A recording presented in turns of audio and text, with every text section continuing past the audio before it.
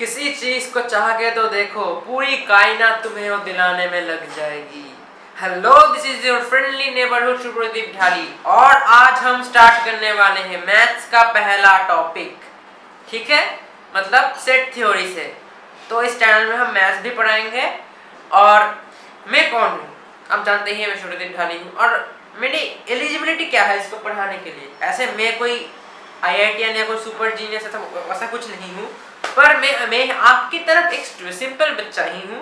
और मैं अब मेरे पूरे बेस्ट दूंगा कि मैं आपको पूरे डिटेल में एक्सप्लेन कर सकूं। ठीक है, आप इस वीडियो का क्वालिटी, मतलब मैं अब देखिए लेक्चर का क्वालिटी, अगर आपको अच्छा लगे अब जरूर लाइक कीजिए। और मैं पूरा जेन्युइन कंटेंट दूंगा। और हम फॉलो किसको करेंगे? RT शर्मा किताब को। ठीक है, RT शर्मा को फॉलो करेंगे। तो आपको क्या करना पड़ेगा, जब मैं लिखूंगा आप भी साथ साथ नोट बनाते रहिए। और जब मैं बोलूंगा कि जो एक्सरसाइज करने हैं वो NCERT RT शर्मा से कर लीजिएगा। मैं बता बोल रहा हूँ, गारंटी दूंगा कि आप कोई भी क्वेश्चन में आप रुकोगे नहीं, सब क्वेश्चन फोड़ दोगे। क्योंकि बिलीव करता हूँ जो RT शर्मा जो किताब है, हाँ, जो RT शर्मा का जो किताब है वो बहुत ही हाई लेवल का है। अगर आप इसे सॉल्व कर सकते हो तो आपको मोस्ट ऑफ द क्वेश्चंस आप आसान हो जाएगा आपके लिए। ठीक है, तो हमें पहले तो रहना पड़ेगा एनर्जेटिक। ठीक है, पहले तो हमें ऐसा नेवर गिव अप एटीट्यूड करना पड़ेगा।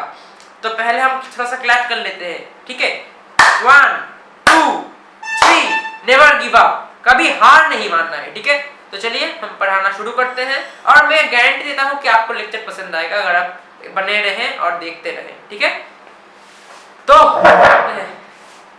Have a good day.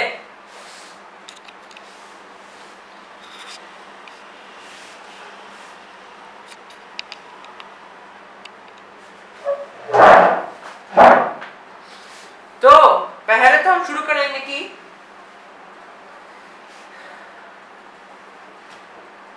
Set क्या है। ठीक है, तो सेट मतलब कलेक्शन।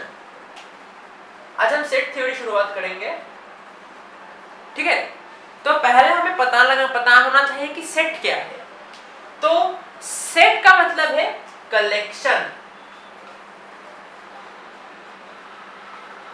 ठीक है, और जो सेट का जो डेफिनेशन है, इसको मैथमेटिशियंस को डिफाइन करने में मतलब बहुत ही एक अनसरमाउंटेबल डिफिकल्टी को फेस करना हुआ था। क्योंकि उन्होंने कहा था कि set is a well defined collection of objects. अब भैया ठीक है, अरे कलेक्शन क्या है? अब आप कलेक्शन को कह सकते हैं एग्रीगेट। अरे भैया ठीक है, एग्रीगेट क्या है? एग्रीगेट मतलब आप क्लास ऑफ थिंग्स ऐसा कुछ कह सकते हैं। ठीक है भैया, क्लास क्या है? क्लास मतलब कलेक्शन। अरे भाई कहना क्या चाहते हो? कहना यही चाहता हूं कि मतलब ए चीज जो सेट है ये अनडिफाइंड है। ठीक है, अब एडिशन में आपको ही मिल जाएगा। तो हम यहाँ पर दो बेसिक चीजें जो अनडिफाइंड है, मैथमेटिशियंस को समझ आ गया कि कुछ चीजें अनडिफाइंड ही रहेगी। ठीक है, तो उन्होंने क्या दो अनडिफाइंड चीजों से शुरुआत की। ठीक है, क्या है वो? सेट और एलिमेंट्स। तो सेट क्या है? सेट मतलब collection, well defined collection of things. Well defined set के लिए पहले से कलेक्शन होना चाहिए, फिर उसका सेकंड जो पॉइंट है वेल डिफाइंड होना चाहिए। ठीक है, तो आपको समझ आ गई कि मैं क्या कहना चाहता हूं। ठीक है, सेट को वेल डिफाइंड होना जरूरी है। फिर क्या एग्जांपल्स लेते हैं। Example of set, collection of all teachers in your school. क्या हम इसे सेट कह सकते हैं? हाँ बिल्कुल, आपने कहा कलेक्शन ऑफ थिंग्स, हाँ बिल्कुल ये कलेक्शन है। तो अब क्या, कलेक्शन ऑफ ऑल वावेल्स। हाँ, ऑल वावेल्स वो भी सेट है। वावेल्स का सेट 5 वावेल्स होते हैं, A E I O U. Collection of all state in Indian union. हाँ भाई ये भी सेट है। तो ठीक है, कलेक्शन पहले कलेक्शन ऑफ वावेल्स,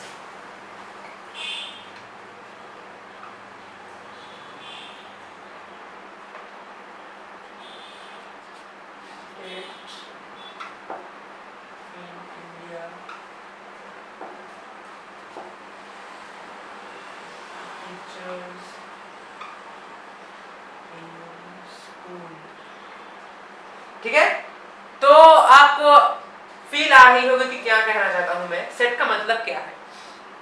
ठीक है, सेट मतलब कलेक्शन ऑफ थिंग्स। सेट को हम ऐसे सेकंड कर्ली ब्रेसेस से रिप्रेजेंट करते हैं। ठीक है, बाद में आऊंगा इसमें। तो अभी के लिए इतना समझ आ गया? हाँ, इतना तो समझ आ ही गया होगा। ठीक है, तो अब आपने बोला कलेक्शन ऑफ सेट, कलेक्शन है सेट। ठीक है, तो क्या हम कह सकते हैं collection of good teachers in a school एक सेट है? Collection of good teachers,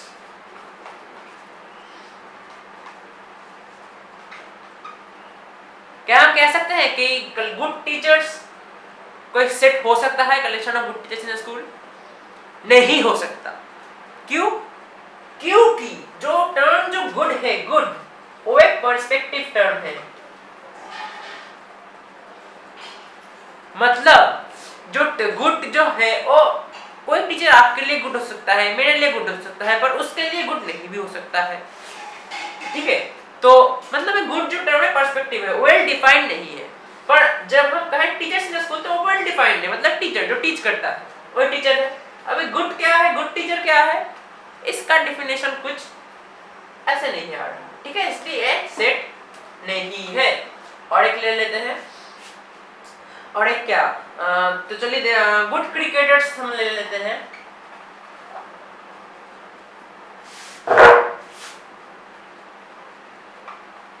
good cricketers in India, ठीक है, ले लेते हैं। गुड क्रिकेटर्स का मतलब क्या है? जिसने सेंचुरी किया हो या किसी ने 100 छक्के मारे हो। मतलब गुड का डेफिनेशन यहाँ पर भी पर्सपेक्टिव हो रहा है और कोई प्रॉपर एब्सोल्यूट डेफिनेशन नहीं आ रहा। ठीक है, तो ये भी एक सेट नहीं है, collection of good cricketers in India.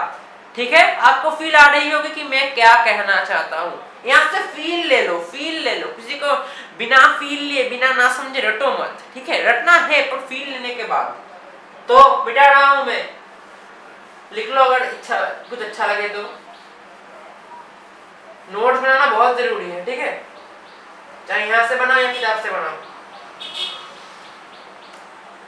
अब क्या है, अब हम देखें, हम जनरली कैपिटल लेटर से सेट को डिनोट करने के लिए हम कैपिटल लेटर यूज करते हैं। ठीक है, एक अगर इसमें सी लिखो तो एक सेट होगा, और स्मॉल लेटर से हम डिनोट करते हैं क्या, सेट के एलिमेंट को।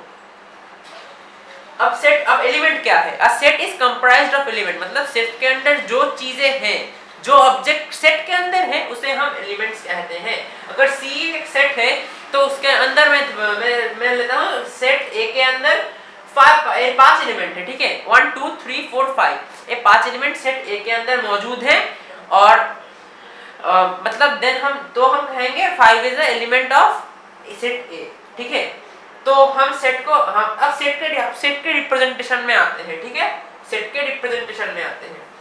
तो सेट को हम दो तरीके से रिप्रेजेंट कर सकते हैं। पहला जो है वो है रोस्टर फॉर्म, और जो दूसरा जो है वो है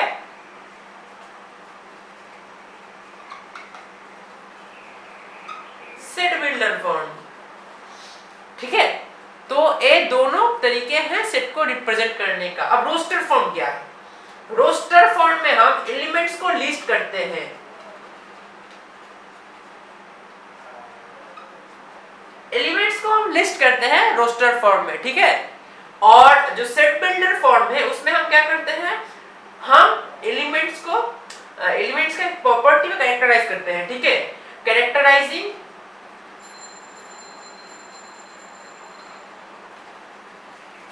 प्रॉपर्टी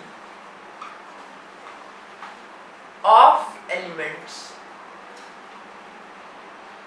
ठीक है, तो मेरी हैंडराइटिंग थोड़ी बहुत गलत हो रही, मतलब थोड़ी अच्छी नहीं लग रही यहाँ पर, तो मैंने एडजस्ट कर लीजिए। ठीक है, तो मतलब समझ आ गया क्या करना। अब क्या मतलब यहाँ पर एलिमेंट्स को हम लिस्ट करेंगे। अब कैसे, अब हम एग्जांपल लेकर से समझेंगे। ठीक है, तो अब अगर हम चाहें तो हम जानना चाहते हैं कि set of all even numbers, तो हम कैसे लिखेंगे?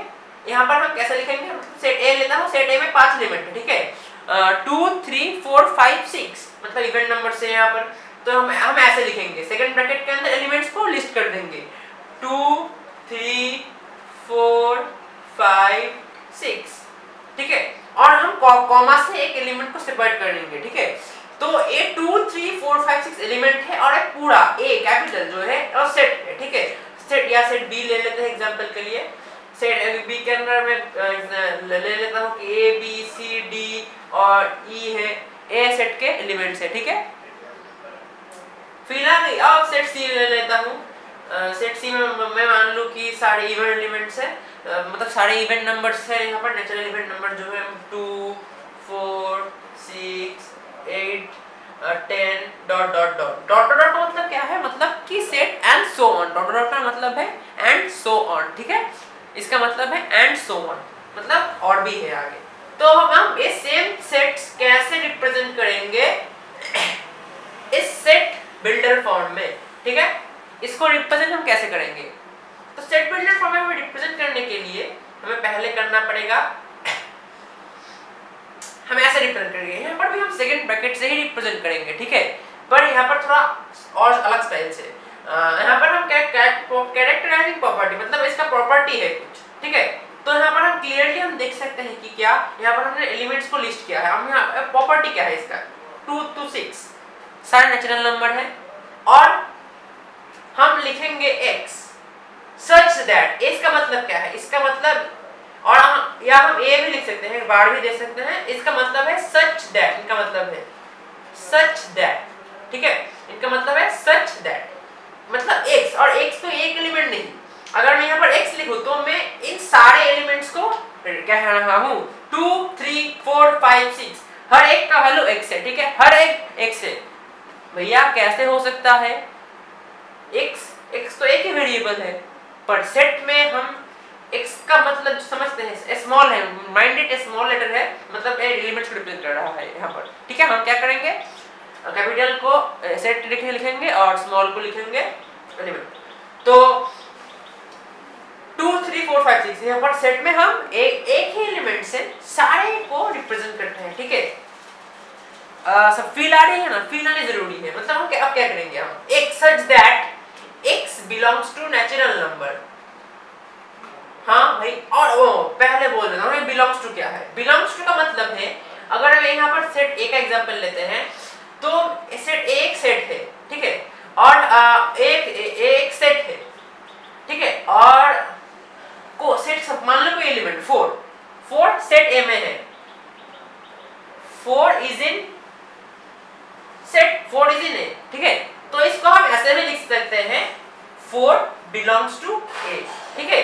तो कोई एलिमेंट को कोई सेट में अगर हमें बताना है कि ए एलिमेंट इस सेट में है, तो हमें क्या करना पड़ेगा, हमें लिखना पड़ेगा ए एलिमेंट बिलोंग्स टू इज, मतलब इसका मतलब क्या है 4 इज कंटेन्ड इन सेट ए, ठीक है, 4 का जो है वो सेट ए में मौजूद है, ठीक है, फील आ गई। और इसका और यहाँ पर हम कट कर दें तो इसका मतलब होगा 4 डज नॉट बिलोंग्स टू, मतलब 4 सेट ए में नहीं है, पर 4 सेट ए में है, इसलिए हम लिखेंगे 4 is in set A, 4 belongs to A, ठीक है।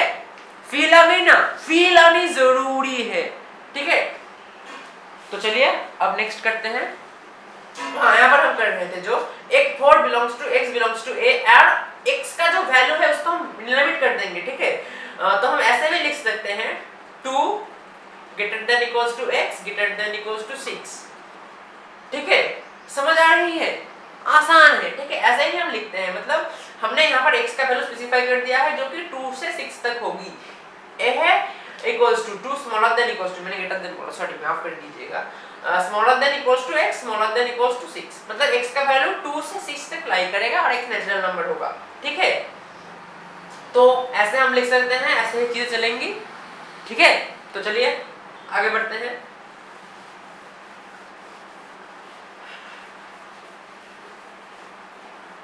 अब हम ले लेते हैं, हम यहाँ पर क्या करेंगे, हम आर.डी. शर्मा बुक को फॉलो करेंगे, तो हम क्या करेंगे, और एनसीईआरटी में भी सेम ही होगा, हम एन से रिप्रेजेंट करेंगे नेचुरल नंबर्स को, ठीक है, नेचुरल नंबर्स, एन से रिप्रेजेंट करेंगे नेचुरल नंबर, जेड से सारे इंटीजर को,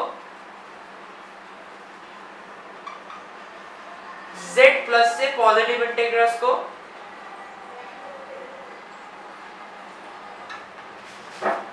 और r से हम करेंगे रियल नंबर्स को,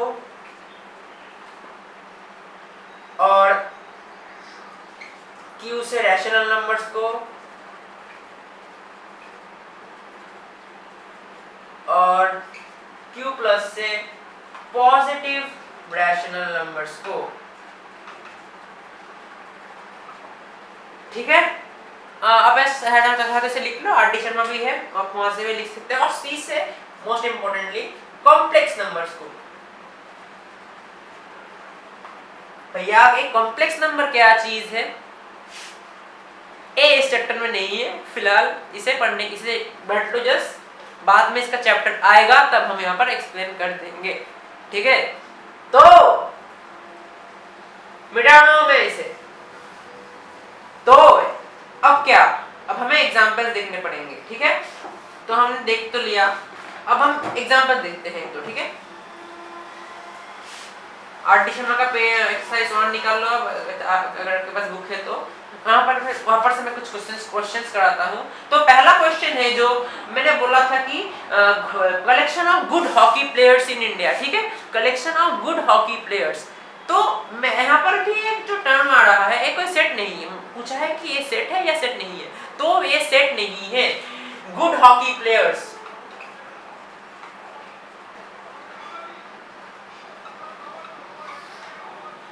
फिर से एक टर्म गुड आ रहा है जो कि अनडिफाइंड है, मतलब उसका कोई प्रॉपर डेफिनेशन नहीं है गुड।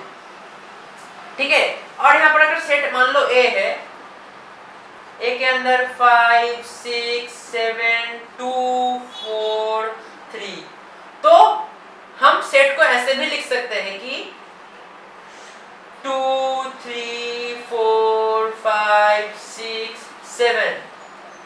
सेट के अंदर जो ऑर्डर है वो मायने नहीं रखता।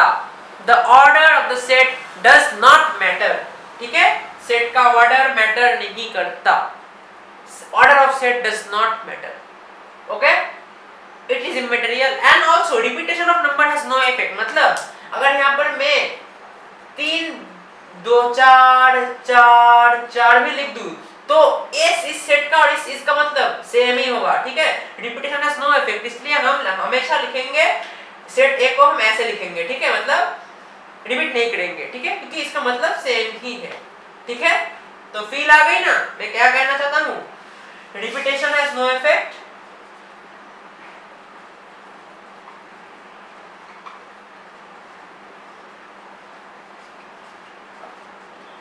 और ऑर्डर डज नॉट मैटर। ठीक है, आप चाहे लिख लो, कुछ अच्छा लगा तो यहाँ से। तो आप नेक्स्ट में बढ़ते हैं। अरे मेरा पोछा कहाँ गया, अरे यार पोछा किसने खा लिया, अरे यार मैं पूछू किससे, चलो हाथ से ही काम चलाता हूँ। मेरा पूछा किधर चला गया यार, यही तो रखा था। चलो इससे काम चला लूंगा फिलहाल तो। अब ठीक है, अब इसका अब अगली बात क्या है, तो हमने देखा कि मतलब क्या है इसका। ठीक है, अब हम देखेंगे क्या देखेंगे, कुछ एग्जांपल देखेंगे। एग्जांपल हमने देखे लिए, अब क्या देखेंगे, अब हम देखेंगे कि क्या कुछ और एग्जांपल्स हम देखने वाले हैं। ठीक है, तो यहाँ पर ही पूछा था, मैंने देखा नहीं था, सॉरी। अब हम देखते हैं कि क्या एक और example on describing a set. अब हम क्या करेंगे, सेट का कन्वर्शन जो है वो हम करने वाले हैं अब। ठीक है, मतलब पहले हम करेंगे रोस्टर टू सेट बिल्डर, और सेकंड में हम करने वाले हैं क्या, सेट बिल्डर टू रोस्टर। ठीक है, तो पहले हम कर लेते हैं रोस्टर टू सेट बिल्डर। तो अब यहाँ पर हम देख सकते हैं कि हाँ सेट बिल्डर रोस्टर, पहले हम रोस्टर टू सेट बिल्डर करेंगे। ठीक है, तो यहाँ पर मैं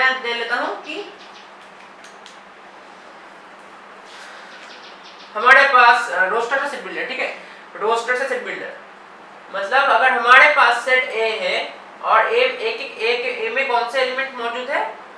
ए में मौजूद है 2, then 8, then 16, then 32, then 64, then उसके बाद क्या है 128 ए मौजूद है। तो हम इसे अब सेट बिल्डर में कैसे लिखेंगे? सेट बिल्डर में, ठीक है, सेट बिल्डर में लिखने के लिए हम क्या करेंगे, कैरेक्टराइज प्रॉपर्टी करेंगे, ठीक है। यहाँ पर प्रॉपर्टी क्या है, ये सारे हमें क्लियरली नजर आ रहे हैं कि ये सारे नंबर जो है 2 के पावर में है, ए 2 टू द पावर 1 है, ए 2 क्यूब है, मतलब यहाँ पर जो है 2 to the power 1, 2 to the power 8, 2 to the power 6, मैं यहाँ पर गलती कर दी मैंने, 2 स्क्वायर शुरू करते हैं, ठीक है, 2 स्क्वायर मतलब यहाँ पर हम 4 से शुरू करते हैं, तो अब सेट आपके लिए कन्वीनियंट हो जाएगा थोड़ा सा। सो 4 से शुरू करते हैं, 4 8 16 मतलब 4, 2 square, 2 cube, 2 to the power 4, 2 to the power 5, 2 to the power 6, 2 to the power 7 मतलब 2 के पावर्स 2 से लेकर 7 तक सारे हैं। तो हम कैसे लिखेंगे x such that x equals to 2 to the power n, comma से हम और एक प्रॉपर्टी लिख सकते हैं, ठीक है, हम कॉमा से और प्रॉपर्टीज को कॉन्कैटिनेट करते हैं, ठीक है, जैसे हम पाइथन में कॉन्कैटिनेट करते हैं कॉमा से, यहाँ पर भी हम कॉमा से कॉन्कैटिनेट करते हैं, ठीक है, वैसे ही। तो यहाँ पर 2 to the power n, अब क्या n का हमें n का वैल्यू लिखना पड़ेगा, ठीक है, n का वैल्यू क्या है, अब n का जो वैल्यू है वो 2 से ग्रेटर देन इक्वल टू 2 से लेकर क्या 2 3 to the 2 cube 2 to power 4 to the power 5 to the power 6 to the power 7 से वेरी करता है, ठीक है। तो यहाँ पर n का वैल्यू लिखेंगे, नॉट x का, x नहीं है n है, क्योंकि हमें यहाँ पर n का पावर जो n पावर में है, ठीक है, 2 बेस में है, तो वहाँ पर 7 तक वेरी कर रहा है, हो गया, क्या है, सेट कंप्लीट है? नहीं, फिर आपको क्रॉस कर सकता है कोई भी, क्यों? क्योंकि 2 से लेकर 7 तक इनफाइनाइट नंबर है बिटवीन में, हमें स्पेसिफाई करना पड़ेगा कि क्या स्पेसिफाई करना पड़ेगा कि n belongs to natural number, मतलब एक नेचुरल नंबर है, नेचुरल नंबर मतलब 1 2 3 4 0 एक्सक्लूडेड, ठीक है, 1 2 3 से शुरू होता है और इनफिनिटी पॉजिटिव इनफिनिटी तक चलता है, और काउंटिंग नंबर है, ठीक है, मतलब 1 पेन 2 पेन 3 पेन, आप पेन को 1.1 पेन ऐसे तो नहीं कह सकते, मतलब काउंटिंग नंबर सर, ठीक है। फील आ गई ना, फील आनी जरूरी है, ठीक है। इसको करने के बाद आप एक्सरसाइज 1.1 कर सकते हो और एडिशन ऑफ एक्सरसाइज 1.2 भी कर सकते हो। तो चलिए एक स्टैंडर्ड प्रॉब्लम देखते हैं, ए वाला, हमें ए वाला करना है, ऑन डिस्क्राइबिंग अ फॉर्म। तो अब हम करेंगे थोड़ा सा रिवर्स काम, ठीक है, रिवर्स काम करेंगे, नहीं हम कम ही करेंगे। तो क्या करेंगे, पहले हमें, तो गांधी जी ने बोला है क्वेश्चन, क्या क्वेश्चन है गांधी जी का? गांधी जी ने पूछा भैया इसको हमें रोस्टर में निकलना पड़ेगा, ठीक है, अब हम कर रहे हैं रोस्टर टू सेट बिल्डर, नहीं set builder to roster, sorry, x such that x equals to n by n square plus 1, ठीक है, और क्या बोला गांधी जी ने? गांधी जी ने बोला 1 greater than equals to n, smaller than equals to n, smaller than equals to 3, और क्या बोला, n belongs to natural number। तो इसे हमें कैसे करना पड़ेगा, इसे हमें लिखना पड़ेगा कि सेट बिल्डर, इसे हमें रोस्टर में लिखना पड़ेगा, तो ठीक है, मान लो ये सेट बी है, तो हम क्या लिखेंगे अब सेट बिल्डर में, मतलब हमें सेट बिल्डर नहीं रोस्टर में क्या करेंगे, यहाँ पर लिस्ट करेंगे एलिमेंट्स, तो यहाँ पर n square plus 1, n by n square plus 1, तो पहले फॉर n इक्वल्स टू 1, तो हमें क्या मिल रहा है, 1 by 1 स्क्वायर प्लस 1 by 2, पहला एलिमेंट मिल गया। अब n इक्वल्स टू 2 के लिए हमें क्या मिलेगा, n इक्वल्स टू 2 के लिए 2 by 8 प्लस 1, 2 by 9, ठीक है, नहीं सॉरी मैंने गलती कर दी, 2 by 5। अब क्या है, अब 3 के लिए 2 8 प्लस 9 मतलब 3 by 9 प्लस 1 10, 3 by 10, ये सारे एलिमेंट्स इसमें आ रहे हैं, ठीक है। तो ये है एलिमेंट्स ऑफ द सेट। तो अब हम क्या करेंगे, हम कर देंगे क्या, b equals to second bracket में लिख दो, कॉमा सॉलिड से बैठा है, और ये बन गया हमारा रोस्टर फॉर्म में सेट तैयार, ठीक है। गांधी जी की ख्वाहिश पूरी हो गई, जिंदगी सफल हो गई। अब चलिए नेक्स्ट में। तो आपको समझ फील आ गई होगी कि मैं क्या कहना चाहता हूँ, मतलब सेट बिल्डर का जो फील आ गया होगा आपको, ठीक है। अब आर.डी. शर्मा देख के आप क्या करेंगे, जब तक आपको कैसे कर सकते हैं आप सॉल्व कर लीजिएगा। 1.1 तो हो जाएगा, एनसीईआरटी का एक्सरसाइज 1 भी हो जाएगा, ठीक है। 1.1 एक्सरसाइज का हो जाएगा एनसीईआरटी का, और एडिशन का भी हो जाएगा। अब हम क्या करेंगे, अब एक सेट जब गिवन है